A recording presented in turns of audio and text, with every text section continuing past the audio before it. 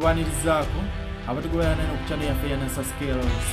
amanya mpitibwa NASA Skills olwaliro nvuddeyo n'ensonga mbawe ensonga lwaki eggwanga ly'United States of America livuddeyo nga lyewaana nti ddyo likola tekinologiya n'ebizungiriza ebidduka naye ensonga lwaki tebana batuuka ku Martian surface oba tebana batwala ba astronauts ku Martian surface tegeeza ku planet Mars. Humans tegeza abantu bavuddeyo nga balina ebirooto oba nga bali envisioned okugenda no ku planet Mars oba nga basuubira nti waliyo obulamu wabula njagala okwekakasa nti abantu abasinga n'abavuddeyo nga balimba abantu tebalina tekinologiya oba ebikuwaata ku planet Mars. Njagala okwekakasa nti ebintu bivuddeyo nga bituukamu kubanga ennaku zino ne history avuddeyo oba data avuddeyo ng'alaga nti abantu kye balimba oba Abamerika kye balimba bwe bagenze ku mwezi kitegeerekeka oba kigambibwa mbweyo firimu oba ezo scenes bazishootingira mulimu ku ddungu waneno ku planet Earth. Eggwanga lya America livuddeyo ne plans ez'okusindika abantu ku planet Mars wabula zivuddeyo nga zigaana kubanga waneeno batandikira ddala mu myaka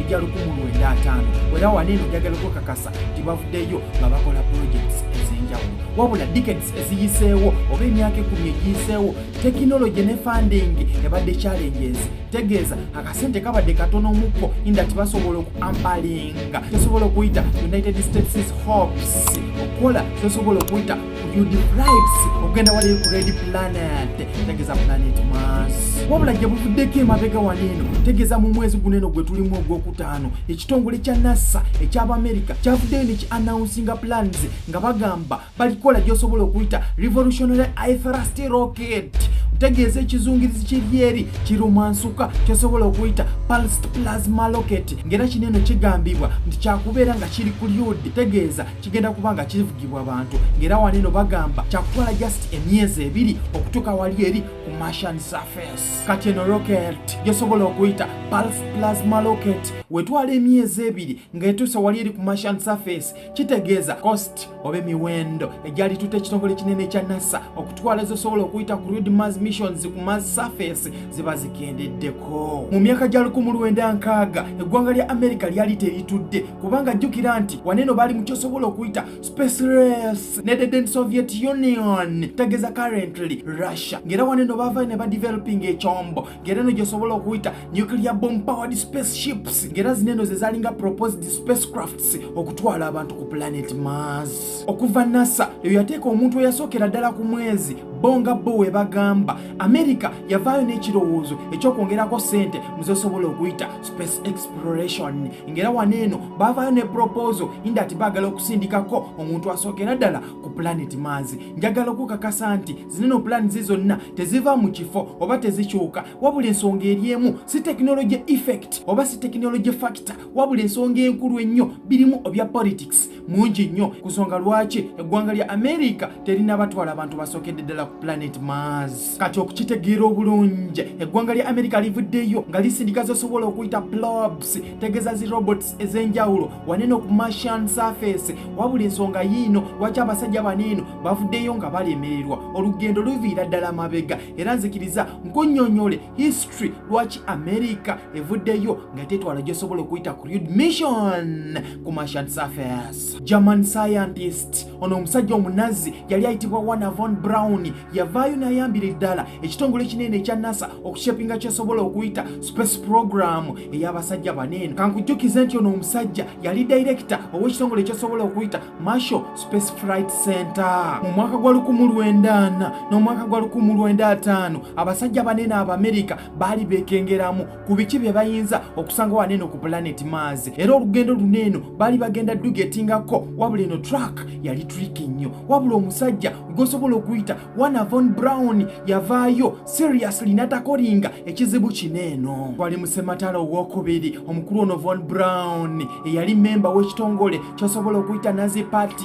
oba ekibinja kyosobola okuyita Nazi Party yavaayo n'atandika okucreatinga missiles zosobola okuyita V2 missiles. Olutalo nga luwedde yagenda mu maaso n'emirimu gye egy'okukola missiles kubanga waneeno yali yateekebwa mu kitongole ekya US Army ng'era waneeno bamutwala ku operation gyosobola okuyita operation paperclip wabula waneeno yalimu ekyo ekiseera kyennyini yali ali kuwandiika ekitabo kye oba novo ye gyosobola okuyita the Mars project, kubanga waneeno mukyo ekitabo kineeno ekya Mars project yavaayo naawe gyosobola okuyita first detailed plan ey'okusindika abantu oba humans on the red planet, tegeeza Martian surface. Kati eno yo project ey'okubiri eyavaayo nekolebwa abasajja Abamerika nga baagala okugenda ku planet Mars, ng'era eno gyosobola okuyita Mars by 1965. Concept ey'okuzimba project gyosobola okuyita project Orion yavaayo n'eraga gyosobola okuyita ekizungirizi, wabula nga kineeno kyali kipawalingibwa gyosobola okuyita nuclear fission oba nga bakozesa amaanyi aga nuclear. Mu mwaka gwa 1905 nuclear scientist gwosobola okuyita Theodore Tyler eyavaayo ng'akola ku zosobola okuyita nuclear weapons wali eri ku test site oba ku kifo eky'omukulu gwosobola okuyita Oppenheimer, tegeeza Los Alamos, yavaayo ne gyosobola okuyita theoretical physical Freeman Dyson, era nga waneeno baavaayo ne ba embarkinga ambitious plan ey'okuzimba ekizungirizi oba gyosobola okuyita nuclear powered spaceship. Project bagiyitanga Project Orion, wabula results ezaava mu schematics ze baakola kyavaayo ne kiraga nti kinene ekizungirizi kyali kyakutwala emyaka 12 okukizimba, ate kosti yali waggulu nnyo kubanga waneeno baali beetagisa miliyoni nga 10 eza dola mu ogwo omwaka gumu, wabula ate comfortably kinene ekizungirizi kyali kyakusitula abantu 150, wabula banene abasajja kweno project balina moto Mars by 1965 ate Saturn, tegeeza planet Saturn by 1970. Wabula ekitongole kinene ekya NASA kyavaayo ne kibeera ne concern kiki ekyandituuseewo singa zineno bombu za nuclear ze baali bagenda okuzimba tani ne tani singa zaali nti zitulise oba nga zimaze okuexplodinga, ki ekyandituuseewo kubanga jjukira nti waneeno ekitegeeza eggwanga lya America oba United States bandigikutuddeko amasaza agawira nga zineno bomu ezaali zigenda okuzimba eno nuclear spacecraft zaabise. Wabula ate ekisinga okwennyamiza mu mwaka gwa 1963 tiimu eno yavaayo n'efuna obuzibu ku bya funding, tegeeza okugivujjirira akasimbi. Wabula ate olw'ebigote biraze mu mwaka ogwo gwennyini we waali okusayininga endagaano gyesobola okuyita the limited test ban treaty, ng'era eno yali sayindi mu ogwo omwaka, wabula kineeno kyavaayo ne kibeera nga hindrance oba obstacle mu kutestinga kinene ekizungirizi, era mu ogwo omwaka gwennyini eno project baavaayo ne bagikansolinga ey'okukola ekyombo kyosobola okuyita Orion. Eno yali attempt oba yali project ndala ngeno gyesobola okuyita the post Apollo plans, nga waneeno baavaayo nezosobola okuyita artistic concepts oba schematics mu mwaka gwa 1969, wabula waneeno baali beetaaga okuzimba spacecraft eyali crewed oba yali ng'egendagenderamu abantu wali eri ku Martian surface. Ekitongole kya Space Task Group ng'era kineeno kyavaayo ne ki appointingibwa omukulu president gwosobola okuyita Richard Nixon, yavaayo n'issuing a report ng'abagamba baana battu mwanguyeeko okukola ku nteekateeka ez'okutwala abantu indati mu mwaka gwa 1982 tuba tutuuse ku Martian planet. Wabula Nixon yavaayo n'akola ensobi kubanga waneeno yavaayo na ignoringa report eyamuweebwa mu mwaka gwa 1969 nga waneeno baali basuggestinga nti abasajja baneeno baali bagala kola kizungirizi ekigenda ku planet Mars, wabula ate y'omukulu yavaayo n'afuna endowooza endala nga waneeno yali alina kurobastinga oba yali alina okufandingira ddala project gyosobola okuyita the space shuttle program, nga mu kyo temwalimu yadde funding oba sente ezaali zirina okuweebwa abantu b'oku projects ezigenda ku Mars, ng'era njagala kukakasa nti ebya politics obiraba biviira ddala amabega, ng'era eno yali turning point mu kitongole kya NASA indati lwaki baalemererwa okugenda ku planet Mars. Omusajja tomunenya kubanga jjukira waneeno twali mu biseera ebya Vietnam wo oba olutalo olw'abasajja bali eri aba Vietnam, kubanga jjukira ne mu ebyo ebiseera America yali teri stable bulungi kubanga gavumenti yali esinze kufokasinga nnyo ku lutalo, wabula abantu baayo bali mu bwavu obusukiridde, embeera y'obudde yali nzibu nnyo ne domestic issues ezaali affectinga abantu ab'America zaali z'amaanyi nnyo. Nga mwaka kaseera kampani gyosobola okuyita eya Pathfinder we yavaayo nesindikira Maslova gyosobola okuyita Sojana mu mwaka ogwo gwennyini wali eri, ng'era eno eyali first rover okoperating successfully wali eri ku Martian surface. Kati awujjukira twali mu myaka egitali mirabufu nnyo, kakati tuyingidde mu mwaka gwa 2010 oba mu kyasa ntegeeza mu decade eya 2010 ng'era abasajja banene America gavumenti tennabasindika bantu basookera ddala. Kati awo kitegeeza Mars Rail yali erina kugoyinga commercial nga waneno zi company okugeza nga SpaceX, Blue Origin n'endala zavaayo ne zijja n'entegeka ez'okusindika ebizongerezi byabwe oba n'okutwala abantu, wabula nga waneno babasasula akasente wali eri ku planet Mars. Omukulu akulira SpaceX tegeeza Elon Musk